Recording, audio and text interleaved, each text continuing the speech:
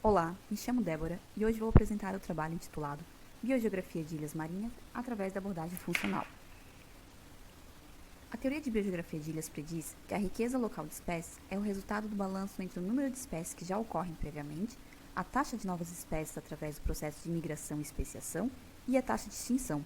Esse processo ocorre em resposta ao tamanho da área e ao grau de isolamento em que o sistema está inserido.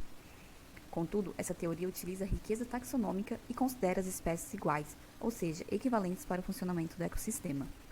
Por outro lado, a abordagem funcional considera os atributos funcionais das espécies, e o conjunto desses atributos forma uma entidade funcional. A partir desses conceitos, nós questionamos como a riqueza, divergência, equitabilidade, vulnerabilidade e redundância funcional das assembleias de peixes recifais variam entre ilhas oceânicas que diferem área submersa, isolamento e idade, e como esses índices variam entre os reinos biogeográficos. Para isso, então, utilizamos dados de 72 ilhas oceânicas ao redor do globo, sendo essas ilhas localizadas em diferentes reinos biogeográficos marinhos. Compilamos dados de ocorrência e de atributos biológicos de 4.632 espécies, e para esse estudo foram selecionados, então, 6 atributos funcionais. Através dos índices funcionais e dos dados biogeográficos de cada ilha, foi gerado um modelo de regressão beta.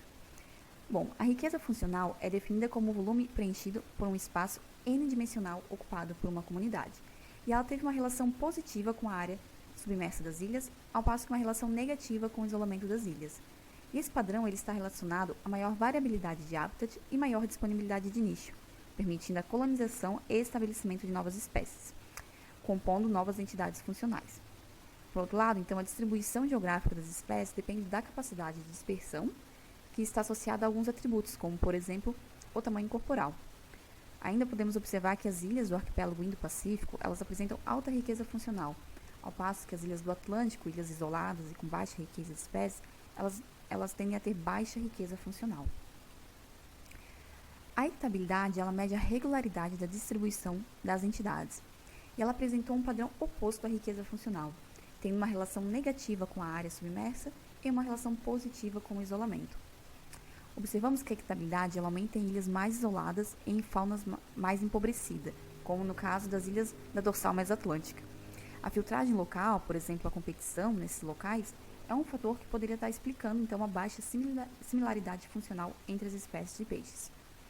Já o índice de divergência, ele mede o grau de diferenciação de nicho dentro de uma comunidade e teve uma relação marginalmente positiva com a área submersa das ilhas, pode estar relacionado com a riqueza de espécies nessas ilhas. Já a redundância funcional, ela estima a variação de espécies que exercem a mesma função. Então, sendo considerada uma função redundante se várias espécies desempenham essa função, ou seja, se várias espécies estão dentro da mesma entidade funcional. E a redundância funcional teve uma relação positiva com a área e com a idade, e uma relação negativa com o isolamento das ilhas. Observamos uma maior redundância funcional nas ilhas do arquipélago Indo-Pacífico, ilhas com maior riqueza de espécies e mais conectadas.